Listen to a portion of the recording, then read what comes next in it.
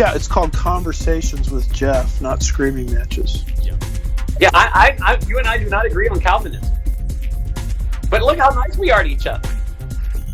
I think it's going to really shock a lot of people, thrill a lot of people. A lot of people are going to have to do some soul searching.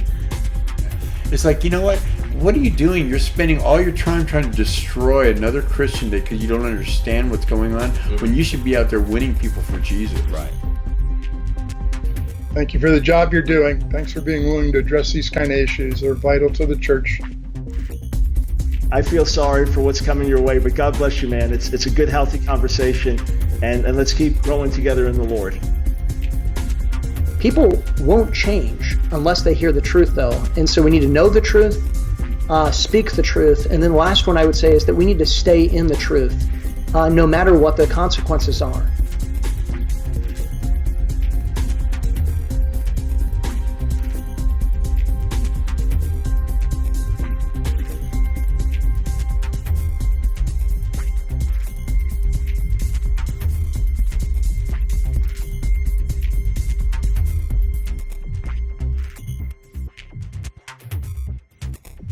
Hey guys, welcome back to Conversations with Jeff. Thanks so much for tuning in. What I wanted to do before we introduce our guest today, I wanted to remind you guys about a couple of really cool things that we're working on here over at the Gatekeepers. One of them is we're currently pre-ordering the book Church and State: How the Left Used the Church to Conquer America. That you guys can get all the information for over at gatekeepersonline.com/churchandstate. That has contributing authors such as Pastor Greg Locke. We've got Denise McAllister writing a chapter, Dr. Mike Spalding, Pastor Ken Peters, Dr. Bobby Lopez, just a bunch of awesome conservative Christian voices taking a look at this vitally important issue. It's a follow-up to our previous book, Social Injustice, so you guys can check that out. Also, if you guys do want to support everything that we're doing here with the Gatekeepers, one way you can do that is by becoming a plugged-in member. That's something that we offer to you guys for $10 a month. Get some extra perks, including the recording from the Destroy Social Justice Conference. You get 30% off of anything in our bookstore. We've got like 5 books that we're selling there right now. We're adding more as we speak. So you guys can definitely check that out. A bunch of really cool perks. One of the really cool things, and one of my favorite things, is our devotional that we send out every single week. Every month we have a different, essentially a different gatekeeper that's right in that chapter, that month's devotional. This month is going to be Dustin Faulkner. He's going to be writing this month's devotional. So definitely you guys want to check that out. Really excited about today. Today we're bringing on somebody from the other podcast network that I'm running, Freedom First. We've got Bob Dunlap from Bob and Eric Save America. Bob, welcome to Conversations with Jeff. Hello, thanks for having me on. Yeah. What's been fun is watching your guys' show, and I feel like you guys have been getting a lot of growth, especially lately. I mean, you guys are getting your last show last week got like 75,000 views or 70,000 views or something crazy big like that, right?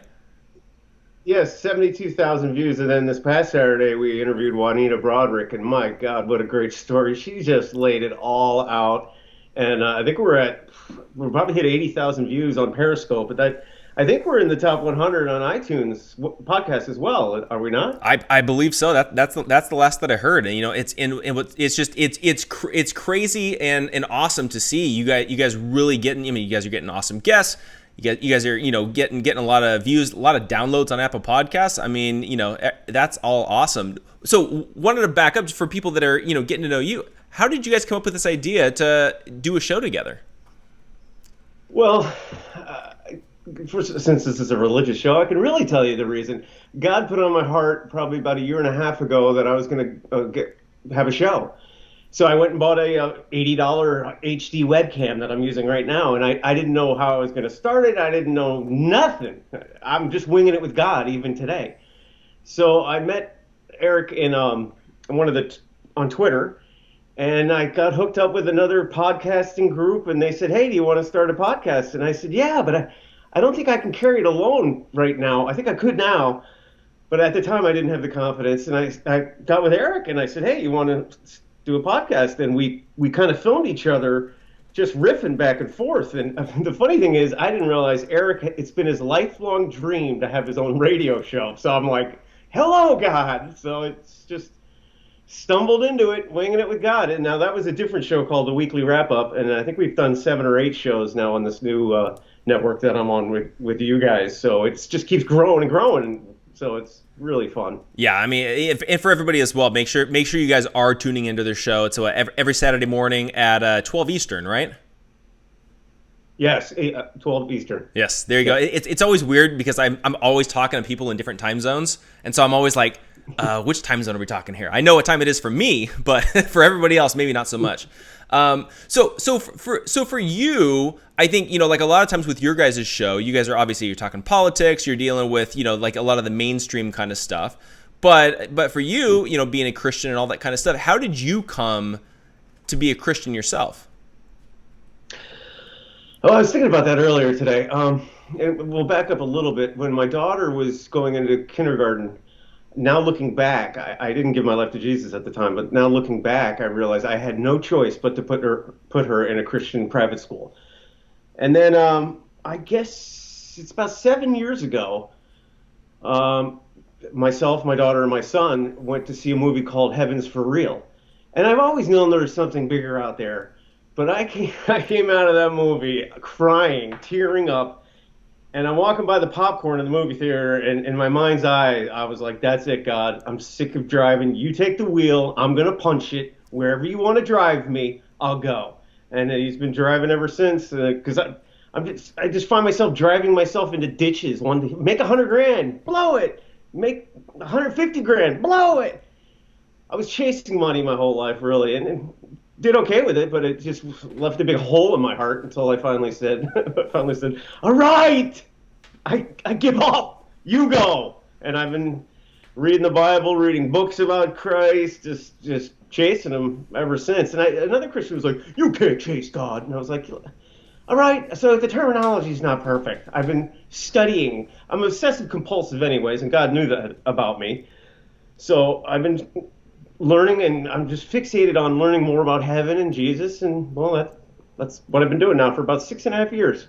Nice. I mean, that's awesome. And and I think too, it's one of those things where I think a lot of times, like you were saying, it's really easy for people to like jump on and either critique or say that's not the right terminology or that's not the right understanding. But at the same time, it's like, we're all on this journey, right? We all start at different places, but also too, it's like, we can't expect everybody to jump from 0 to 100 immediately. It takes learning. It's a process. And, even for me, I'm constantly learning every day. It's one of those things that I think as oftentimes with Christians, we could be like, okay, we can cool it a little bit and, and realize like, hey, we're all learning. We're like, none of us are perfect, I got a good one for that is Joel Osteen. He's not the greatest preacher ever, and a lot of people have a problem with him. But I can tell you this. I started with his CDs going down to Florida, from Charlotte, North Carolina, down to Florida. So I started with him. And it's a great start, but as a Christian matures, you move on to like, bigger, older, more traditional preachers. But it's a great, Joel Osteen, quit ragging on that guy. I can't stand when Christians rag on him. Because who knows? I might get 1 million people to heaven, and I started with him. So that's my rip. I don't watch him anymore though. Well, that's my thing with like somebody like Osteen is that I think for me I have been known to rag on the guy myself. But I feel like it's one of those things where I think that to me he teaches a lot of like what I would say would be like false teaching. But like at the same time, I guarantee you there are going to be some people that come to Christ because he at least got them in the Bible at some point, and they started reading, and so at the very least we can at least appreciate that. Yeah. Other than that, though, you're right. Yeah. The church is really messed up in America right now, and I have a friend of mine that started prophesying about 6 months ago, and I can tell you, God is pissed at that what we've done teaching false gospel around the world. There's a couple other things he's told me, but that's one of them. Yeah. The church has just sold itself out, and you can make an argument Joel Osteen's church is definitely sold the church out. So. Yeah, I mean, definitely. I'll definitely agree with you there. But I think one of the things too is that I think, like you were saying, like the Christian church has really been failing a lot, and I think that what we're seeing in society today, one of the things that I'm talking about a lot of times is I think that because of the church's failure, what we're seeing today with the riots and the protesting and all that kind of stuff, that to me, it's showing the church is failing. We gotta do something to turn things around, because I mean this is like a godless society heading towards pure anarchy. Well, we need a worldwide revival. We've had one before, but I can tell you where it really started. It was when we took the Bible out of public schools in '63 and '64, and then we had abortions in '72. And it's been about 62 million babies been murdered, which I can tell you, you think God's pissed about that? Yeah. But it's just a moral decline. Gay marriage. Again, it was activist judges gave us abortion, gave us gay marriage, and now pedophiles want to make it that's normal. So I tell people I like goats. And if someone has a problem with that, I'd be like, give me 5 years and I'll get that passed. Well, it doesn't bother you. And I like it. And the goat seems to like it. I mean, at what point do we stop this moral decline? We need a worldwide revival, or we're all screwed.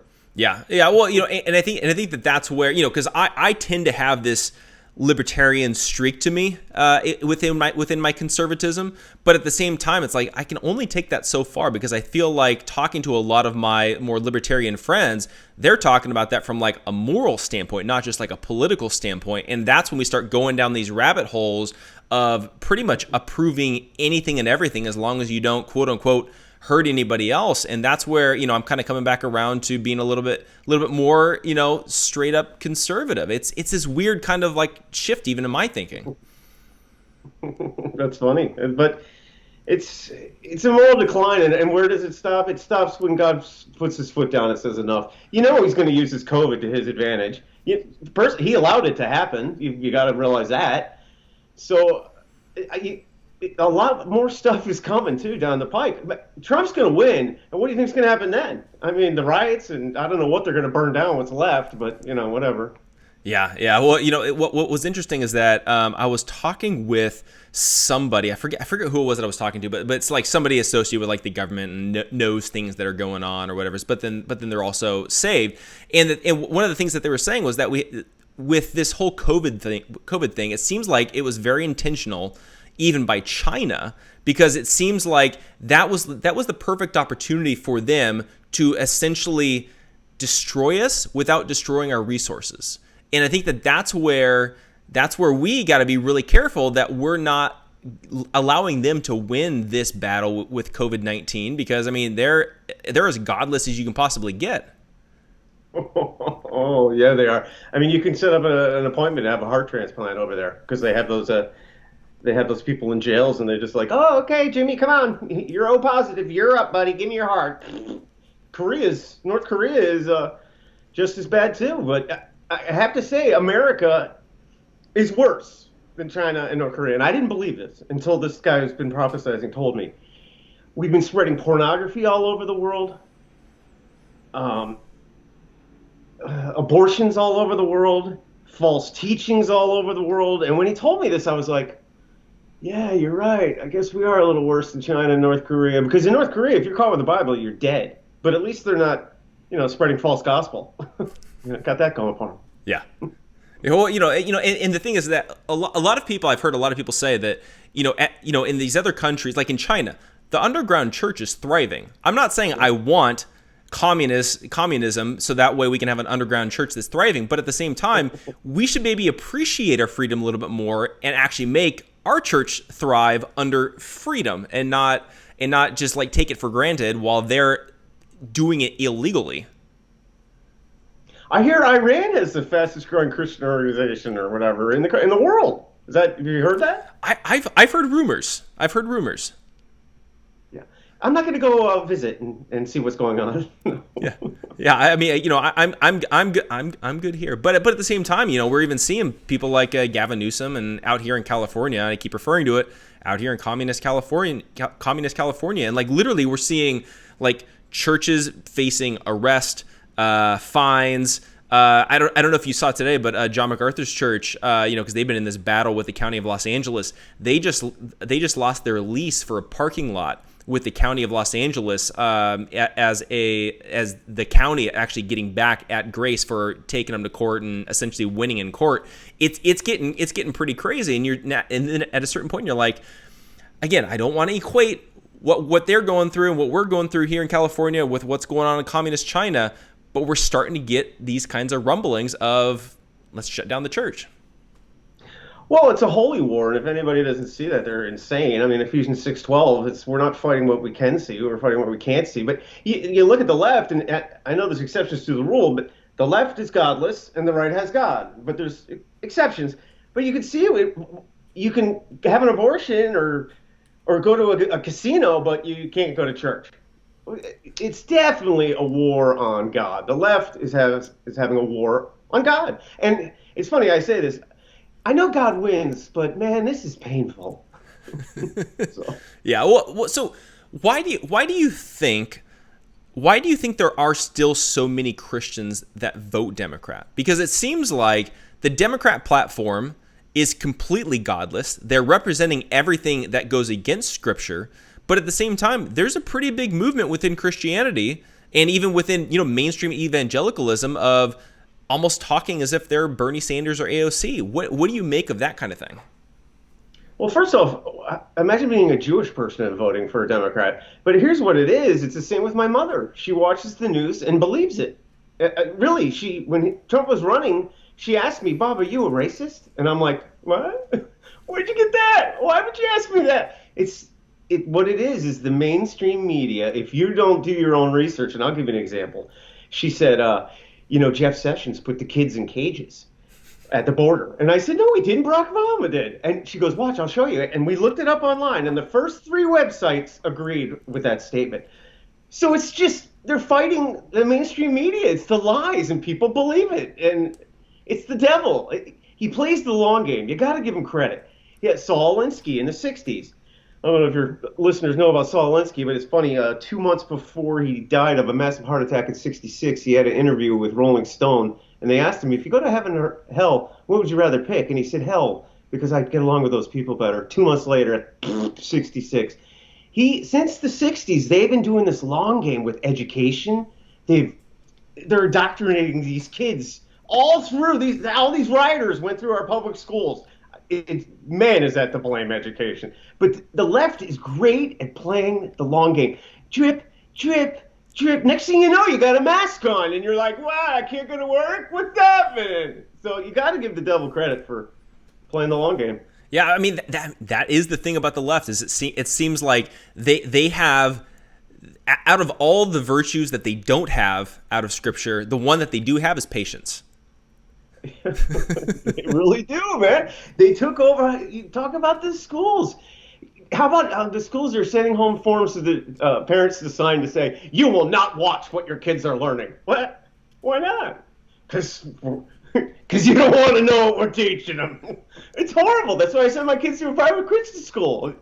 Thank God for that. Yeah, well, I mean, even at the beginning of COVID-19, I remember seeing something. I think it was either like Ohio or somewhere like that, where again, more moderate, maybe even Republican leadership out there, and they were literally saying, don't try to teach your kids. That's not your job.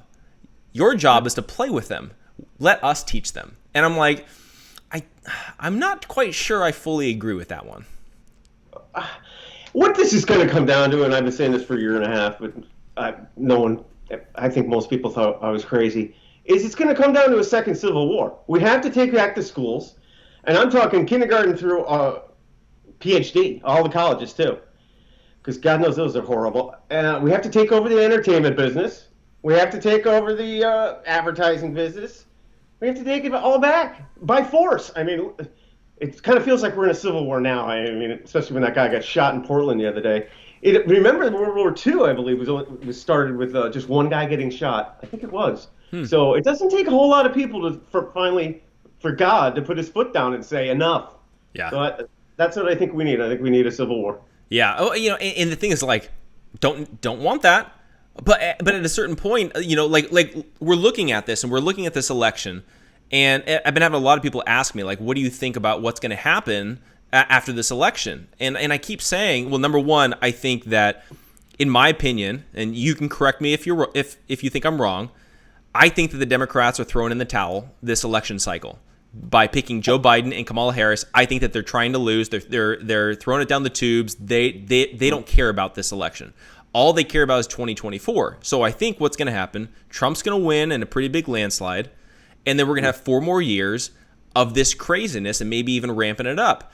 I mean, it's almost like we're going to be in this ideological civil war. I don't necessarily foresee us being like North versus South or, split up by states, but it's going to be like an ideological one, and it's going to get messy, I think.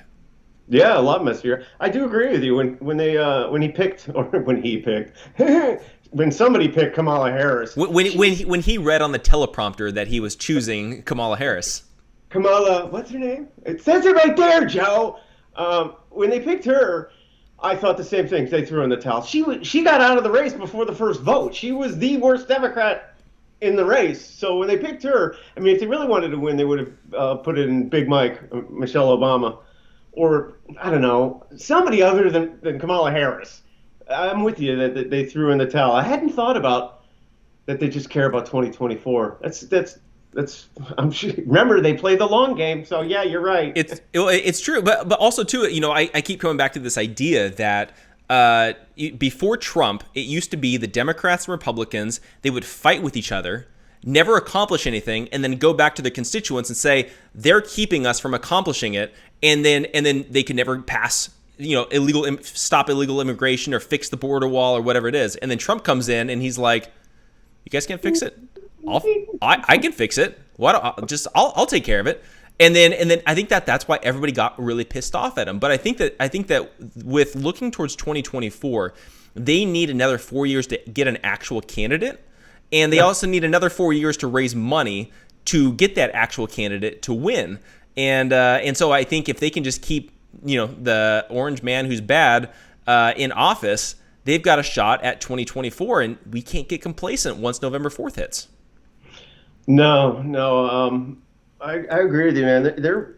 They play by a separate set of rules, and you know what? It's the Republicans and the Democrats. Nobody wanted to fix any issues. They were all getting kickbacks. Woo! McCain's a traitor. Of course, Trump's the only one that said that. But it was both sides where no one wanted to fix anything, man, because everybody's just, I'm going to be in Congress for 24 years. Yeah. And my kid's going to get millions back from Ukraine. When he came in as a business guy, he's like, what? No, we're building the wall. We're cutting taxes. We're cutting regulatory tape. I mean, the things he did in 3 years, they were like, you son of a bitch, you blew up our scam.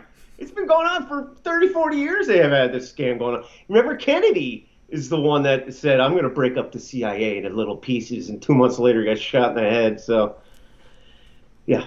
Yeah. And again, dealing with all this kind of stuff, honestly, I'm surprised that nobody's tried to do that with Trump. So I'm just throwing that out there. Don't want to necessarily say the words so we get banned from social media and all that kind of stuff. But I'm surprised that there hasn't been an attempt on that. But also too, right now I feel like we are literally, for the first time that I can remember, I mean probably the only time in my lifetime, where I feel like people walking down the street, everybody's in danger now.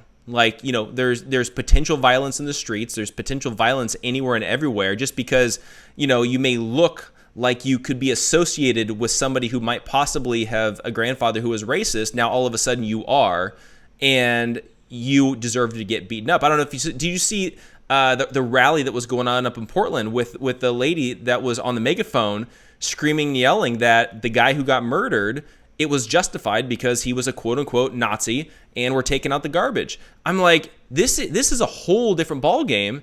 And then you've got the mayor in Portland's like, yeah, Trump, we don't want your help. What's funny is they really believe that. And they really believe that killing that person was justified because they're a Nazi. And how they got there is probably the same way Muslims believe what they do. They were taught it since they were just a little kid, just like our educational system. And, as an adult, you're like, hey, sister, if you quit Muslim, I'm going to have to kill you. It says it right here. And so I don't blame Muslims, and I really don't blame the left, but they really think killing us is justified, and they have no guilt on it. Of course, they have no morals. Maybe that's why, too, but they think it's justified. Yeah, and what's interesting too is I had on a previous episode, I had on Annie Cyrus on my podcast one time, and she actually came out of I believe it was Iran, but she was explaining how they actually turned Iran from basically being a miniature America into being the extreme Islamic state that they're in. And do you know how they actually got people to vote to become an extreme Islamic state? I don't. But go ahead and tell me. Free healthcare. Oh God. Free education. It was literally the Bernie Sanders talking points back in the 1970s. Hey man, if it works, use it. See, that's the problem with history. That's why we study history, so we just don't do the same stupid crap that we did before. And that they don't teach history in public schools anymore. They teach it's totally different history. So yeah, sounds like what they're trying to do here too. Yeah. I mean, well, and that's the interesting thing too about Joe Biden is that I feel like everybody always painted Bernie Sanders out to be the extremist, but now his platform I think is more extreme than Bernie Sanders' platform was. But then again, it's not like he wrote it; somebody else wrote it for him. I think Bernie got out because he said Biden said, "Okay, I'll take your platform," and it just went copy paste. So it's Biden has Bernie's platform now. Yeah, if you can remember it. Yeah. Did you see Biden today, by the way? I did not see Biden today. What happened today? Oh my God, he was doing a video and he was saying the COVID-19 has killed 100 million. It's been 100 million years, and he just can't. And he lost it. He just went off the rails. And he's reading a cue card. And here's somebody said this joke, and I laughed so hard because in the corner there's a sign guy, and the sign guy's like. What do I say here? It's funny. Yeah. It's so sad what they're doing with Biden. It's just they don't care. They don't care about life as a baby. They don't care about your life now. They'll send the COVID positive patients back to nursing homes to kill you. That's why they did that. It's pretty obvious. They don't care about Joe Biden has dementia and he looks like a complete jack. They don't care about life. By the way, I don't know if you saw it, but you just mentioned it, and my wife just sent me the screenshot. Trump's War Room posted the actual quote from Joe Biden from him talking today. And I'll read it for everybody to hear.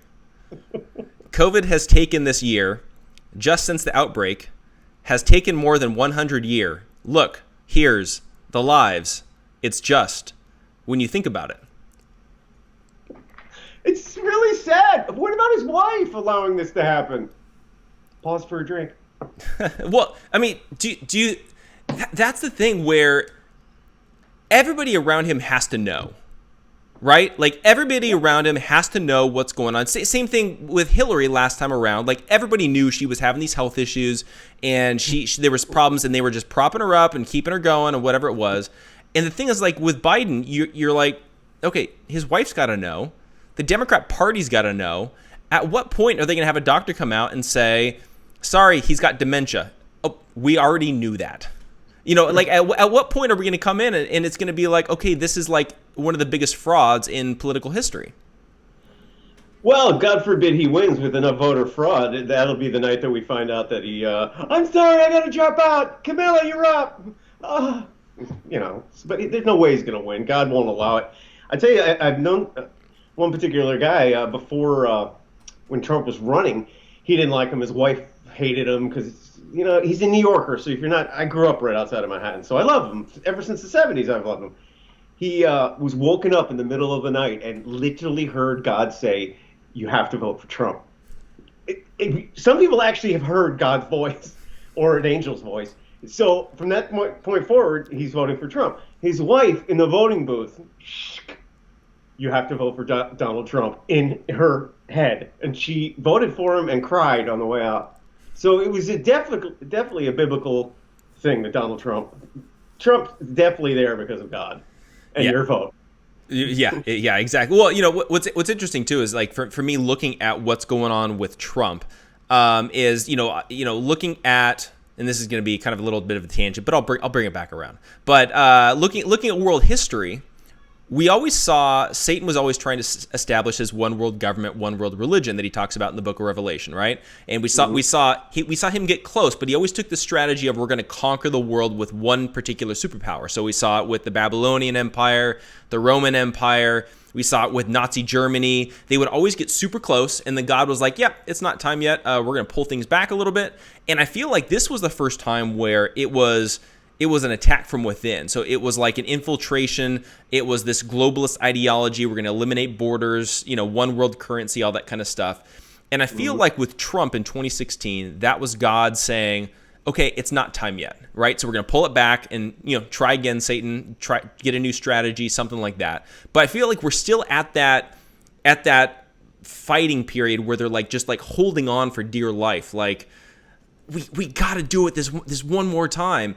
And I think that what we're seeing with Trump, especially if and when he gets reelected, I mean, this is kind of God saying, yeah, sorry, progressives, right now is not the right time. Maybe try next century. I think it was a great plan by the devil is from within and taking over the school system. And then next thing you know, you're 24 years old and you're throwing bricks through a black guy's business. For the name of Black Lives Matter. It's like, seriously, dude? Have you seen on their website, Black Lives Matter? Our goal, our mission statement, one of them is to break the nucleus family up. Well, that's worked out real well for the black families. That's a good job. That's the devil. The devil doesn't like marriage. The devil's always trying to break up a marriage.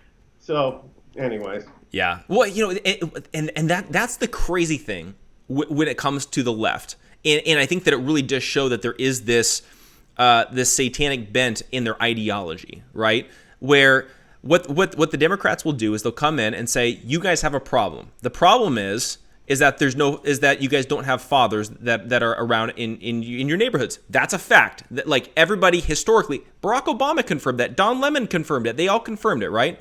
So then now the solution is less fathers. And it's crazy. You get paid welfare. You don't get as much welfare. You don't get as much money. The government incentivizes not getting married, which is insane. Because if you don't have a father in the house, the probability of you doing drugs or going to jail or killing somebody or committing suicide is through the roof. So it's definitely the devil loves the father not being there. Loves it. Yeah. And I think the thing is that the places in our country where things are going good are typically the more conservative places and the more Christian places. It's the places with families that are married and together. It's places with conservative values, pro Second Amendment, all these different things. The states that are having the problems right now are the godless, leftist, progressive, Marxist, socialist states like California, Washington, Oregon, New York, Chicago. Yeah. But a lot of California's weird, man. They just need to cut that state in half, right? Because if you're Southern California is demonic, horrible. But Northern, and especially if you just go, 20 miles offshore, away from the ocean, it's like the country and people. California's weird. Well, the thing about being out here in California is that there's the major cities that are extremely lefty. You got like San Diego, LA, San Francisco, and then Sacramento, right? But as soon as you get out of those major cities, everybody's pretty much straight across the board a conservative. It's just those four major cities, everybody's literally living on top of each other. Same thing happened in New York. Upstate New York, where my brother lives, they're all exact God-fearing, gun-owning conservatives. But not, there's Manhattan, and of course they vote for everybody in the state. They should probably break that state up too. Yeah. Well, so what do you think? Since you are the co-host of a show that's talking about saving America, what do you think is the solution to all of this? Like, how do we actually turn things around? I told you already. You just didn't want to hear it. Hey, it bears repeating. I think we need to have a civil war and take over all the schools, all Hollywood, all media, meaning social media. Yeah, take them all, or take over Google, take over Twitter, Instagram, Facebook, take it over. Take over all the schools all the way through college. Take over advertising. The military, and then once it gets settled, then you can give it back to the private sector. But the CEOs, I mean, how many companies are now sending money to Black Lives Matter? Normally, CEOs used to be conservative and Republican. Now, the slow game. Walmart's giving them money. All these big, great companies are giving them money. So a lot of CEOs need to be thrown out of the country too. So yeah. Oh, go ahead. I'll throw out one more thing. Yeah. Since I'm crazy enough to say we need a civil war, I think anybody that this is going to be crazy, but hey, we're going to have a civil war. Anybody that voted for Biden, Hillary, or Barack Obama can never vote again in this country for anything. And not for a city council, not for a state senator, state congress, not for a national. They can't vote for a school board. They can never, they never have a voice again for the rest of their lives. And then we should be good for a couple generations. But then we'll have to do it again. I mean, it would solve a lot of problems. I'm sure it would cause a few too, but hey, man, we had it. Many people have said, I think Jackson have said, you need a civil war every couple decades, which I think is a little extreme, but probably every 150, 200 years you probably need it, because the devil starts creeping back in. I would make abortion illegal. I'd make a marriage in the Constitution, an amendment, abortion's illegal, and marriage is between a man and a woman. God forbid. And so there would be some constitutional amendments, because they didn't think of it way back then, like, who the hell would abort a baby? Hey, Jimmy, you might want to put there a marriage between a man and a woman. I'm sorry, what? What did you say? So I put a few constitutional amendments in there as well. Yeah. I mean, that makes perfect sense. Now, but if we don't actually have an actual legitimate battle for civil war, do you feel like conservatives need to pull away from the mainstream altogether and almost create our own, this is like alternate universe, like our own economy, our own entertainment, our own, all that kind of stuff? We'll have like a real life multiverse. It sounds like a good idea. Yeah. I mean, I've seen some conservative people starting up their own studios. Mark Burnett certainly has one, but Sabatis Jr., he just started one. Chris Pratt, who's a Christian, just started one. I've talked to, what is his name? John Lee Rice? I forget his name. Oh, I just talked to him last night, too. That's pretty sad. So the conservatives are starting their own media, and I was talking to them yesterday, and a lot of money is going to be thrown at it the next 12 to 24 months, because there's such a huge void of entertainment that we're not getting. I give you an example of why I was talking to him. Is I'd love to start a Monday through Friday late night show where the host wasn't a screaming left or screaming right. It's just Johnny Carson and Carol Burnett, a hybrid, or Saturday Night Live when it didn't suck, and the other one, Jay Leno. Saturday Night Live when it didn't suck, or Jay Leno, a hybrid. So what is missing, actually, there was a comedian that pitched this to ABC, CBS, and NBC, and they all loved the idea, but they're all liberals, so they said no. They thought it would be a smash hit, but they said no. And so that's my idea. I just think we're missing that. We're missing a lot of things, but one of them that I think I could fill the void is a late night show where it's actually a normal show, maybe streamed. Certainly not on the 3 networks. I guess it would have to be streamed. But come on, you do a 5-minute monologue, you go to commercials, you bring out guests, maybe a live band, a live comedian. All right, thanks for showing up, everybody. Good night. You used to be able to watch a show or go to a movie or go to a sporting event and forget your crappy life. That was kind of the idea of that entertainment. But now politics has ruined everything. You can't go to any sports now, unless maybe ice hockey, and what they do in Canada with the puck or whatever. Anyways, they've ruined everything. They've ruined entertainment. They've ruined TV, movies, advertising. Anything they touch, they ruin. So. Yeah, well, like that, but like that's the thing is like sports, concerts, and movies were supposed to be the 3 escapes from reality. It was supposed to be where all this crazy stuff that's going on in the real world that stops at the door, and then we all come together and we have this unifying thing. Whether it's over a band because we all love the same music, whether it's when you go to a sporting event because you're all rooting for the same team. I feel like now they're gonna have to start splitting up. The MAGA crowd on one side of the arena will have Black Lives Matter on the other. and then they're arguing with each other while you've got the sporting game going on in the middle. Like, that's how polarized we're at now, and it's the politics have been injected into every facet of life, and it's like it's not the way that it's supposed to be. No, and it's funny, if you split up the Black Lives Matter and the MAGA group at a baseball game, there'll be more blacks on the MAGA side than the Black Lives Matter, and I'm not kidding. It's true. I saw a video today. They had Black Lives Matter protesters over here and MAGA over here, and the guys on video going, "There's more blacks over there than in your Black Lives Matter movement. What's up with that?" Yeah. Well, but that has been the interesting thing about Donald Trump, where it seems like what he's done, and this is a really interesting thing for a conservative to have done.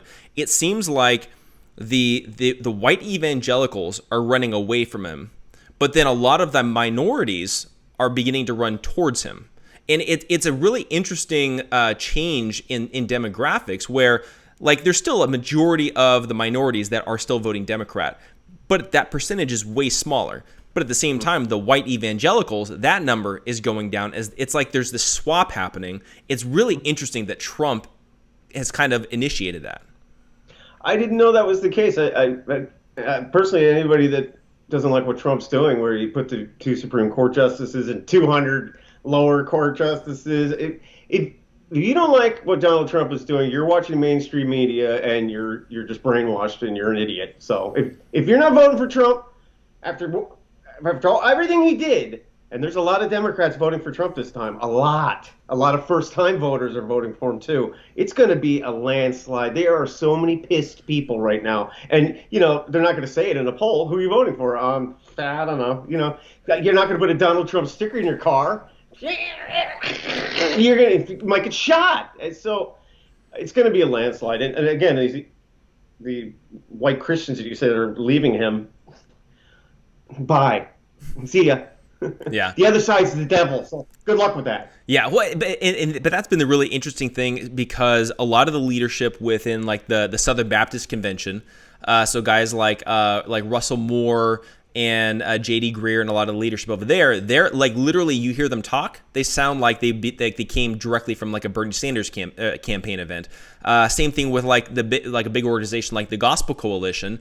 They're literally writing articles and posting stuff about like, we need racial reparations. They're defending a lot of the narratives that are going on around like that kid that what was the guy's name, the 17-year-old who shot somebody in self-defense, but they said that his was murder, but then the other guy that they just arrested, the black guy that was in trouble for like sexually assaulting somebody and grabbing a knife out of the car, that was just it's this weird backwards thing, and you're getting this from evangelical leaders. This is nuts. Well, the devil got in there because that's demonic. I mean, and let me talk on that black guy that was the cops were called on him because there was a restraining order on him. So they tackled him, they tased him. He already had a knife in his hand, and we took this up on the show the other day, our show.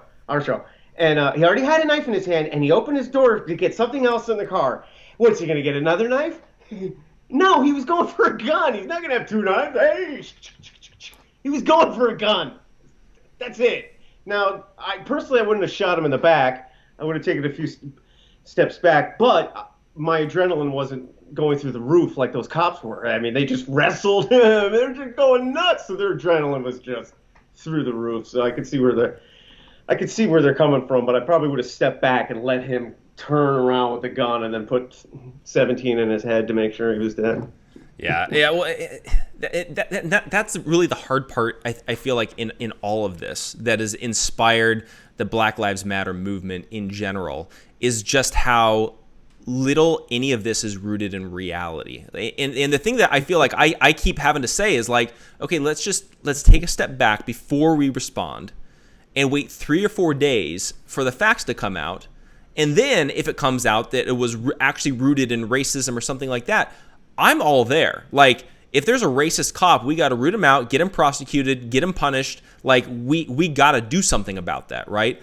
But in the cases that have been coming out, it doesn't seem like it's rooted in racism. If anything, it's maybe excessive force. But a lot of times we start getting into the facts of it, and it seems like it's there's always this struggle. There's this pushback. There's this tension going on between the police and the people that they're arresting, and that's I think what makes a lot of this so difficult. I tell you, they're just using us. It's a scam. I'll give you a perfect example. When the first guy died, they had all these bricks all lined up. They were just waiting for something. They have money in place. They have people in place all over the country. They're just waiting for something to blow up, and then they send in a busload of these people. They're really well planned. You got to give them credit, man. The right is now starting to figure out, coming together to actually fight. But George Floyd, that was all a scam. That was all a scam. He wasn't picked up by a EMS. They didn't even take his vitals. They just stick him on there and threw him in. One of the caskets was like 5'5". The guy's 6'4". He was all just, and he died of an overdose. And I guarantee you that the deep state gave him the drugs prior to. And it was all just a setup. And all right, here comes George Floyd. Okay, let's go. It was all just a scam. Like, you saw the bricks waiting for the rioters, right? All lined up. Right? I mean, how'd they get there? I'm just saying. Yeah. I just don't even know anymore. But what do you make of in general with the deep state? Like, what I feel like everybody has kind of a different definition of it and a different interpretation of what that is. But what do you think is actually going on? Is this something that just came around since Trump became president, or has this always been a thing?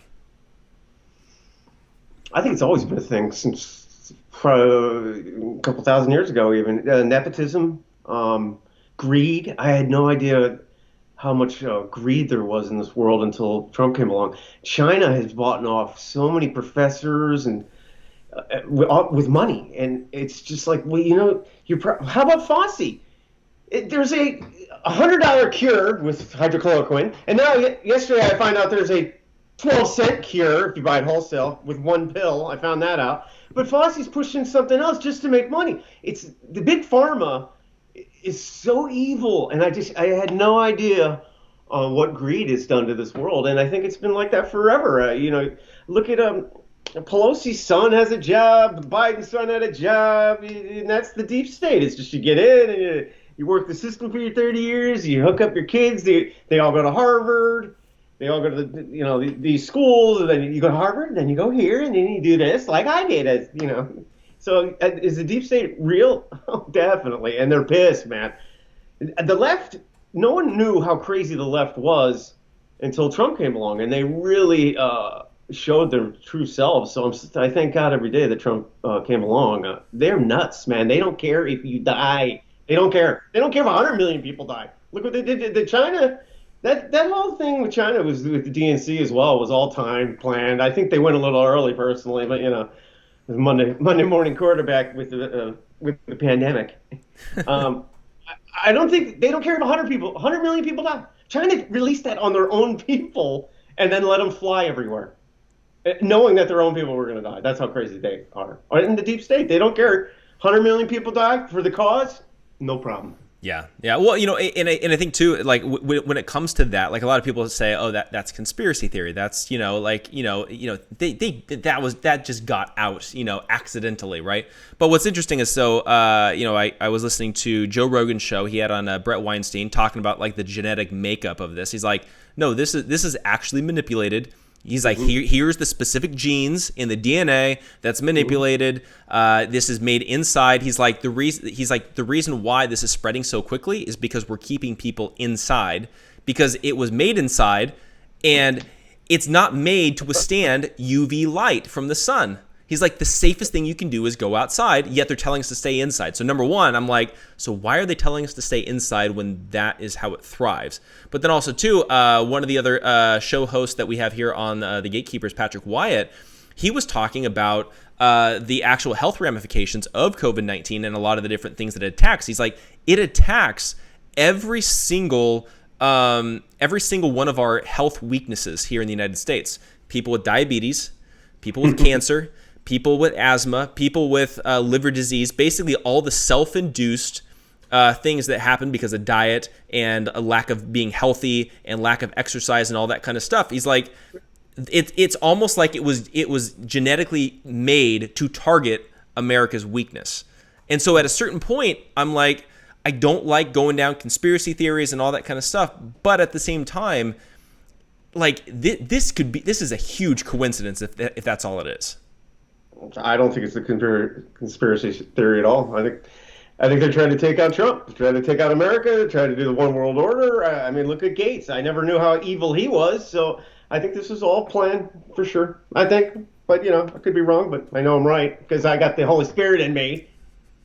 Well, that's the thing. Holy Spirit gives you discernment. That's the whole thing with that. But I think as we're looking forward, I think we're gonna have to figure out how to, number one, politically regain control as a constitutional republic. We got to be able to get back to the Constitution. But then also too, from a cultural standpoint, we got to figure out how to actually get legit churches that are actually preaching the gospel. Because I feel like at a certain point, like we can complain, we can say these churches suck, these politicians suck, everybody sucks, but where's the solution? Nobody's coming forward with the solution. Somebody's got to do something here. Okay, here's something that came out today. The D.C. Court of Appeals, 8-2 or 8-3 today, came out and said General Flynn still has to stand trial. It's going back to Judge Sullivan. So when you say it's so evil in getting back to the Constitution, well, the DOJ dropped charges, but he's still being prosecuted by the judge. It was like, what is going on? I don't know how to get back to the Constitution when you have a bunch of scumbag, demonic people as judges and teachers and movie makers and TV show makers and preachers. There's a church out in California that you might know the name of it. Apparently, they charge $5,000 to learn how to be to prophesy. And right away, so as a pastor was saying there's false teachings going on, and this church charges $5,000 to learn how to prophesy. Right away, I got convicted. I was like, that doesn't sound right. And then he goes, and they also have groups that go out to cemeteries and you lay on the grave and you try to get power from them. And I'm like, what? That would be Bethel Church up in Reading. Yes, he said that. And he goes, did the Holy Spirit convict you right there? And I was like, oh my God, yes, it did. So I got a real big problem with false teachings. So Bethel Church, I don't know if you're familiar with them at all. Are you familiar with their history? No.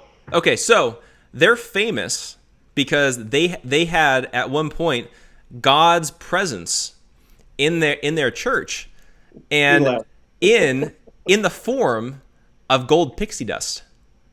A glory cloud appeared in their church service. Although afterwards, I did hear, I'm going to wait until after you swallow that Coke, it ended up being a janitor dumping pixie dust into the air conditioning vents. I'm sure it was a demonic thing, personally, but go ahead, that's hilarious. Yeah, I mean, so that's the background. That's the background with Bethel Church. It's absolutely insane. But at a certain point, it's like there's a reason why the majority of these mega churches, in my opinion, are these false teachers. And I think a lot of it is because they're focused on the wrong things in the same way that the Democrats focus on the wrong things. They're focused on the felt needs, victim mentality. We've got the solution for you, which is give us all of your money and then we'll give you a bunch of free services and free this and free that. It's the same kind of mentality. It's like at a certain point, we as conservatives, we got to have the better alternative with the right solutions. Because in all reality, if we want to actually turn things around, we got to get people to actually understand personal responsibility, do things yourself, take, small business, stop relying. Like, I even go so far as stop relying on big corporations for jobs. Get a small business, because all those big corporations are messing with us. Amazon, Walmart, Target, like every single major brand. It's the same thing. Well, what do you say to the person that had a small business in California for 30 years and now he's bankrupt? Yeah, I mean, that's where at a certain point we're like, maybe California's not the best place for a business. Yeah, I actually have something to say if somebody said that to me, well, I owned a business for 30 years in California, it's wildly successful, and I went bankrupt, I'd be like, well, you're a loser. You didn't save any money for like a really, really bad rainy day? Well, then you deserve to go out, you loser.